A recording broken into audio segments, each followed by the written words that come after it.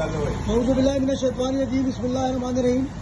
माशाल्लाह आज डायमंड की एनुअल के हवाले से आज सालगिरह मना रहे हैं। 29/9/2024 को वजूद आया था। आज इस मौके खुशी के मौके हाजी इब्राहिम मेमन साहब और ये हमारे खलीफा हसीब भाई, खलीफा शाकिर भाई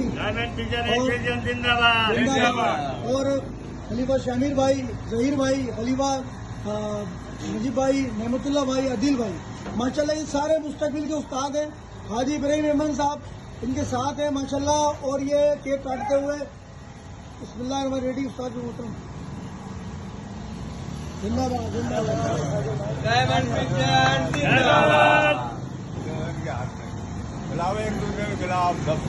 खिलाओ जश्न मनाओ जश्न मनाओ जश्न मनाओ। वाह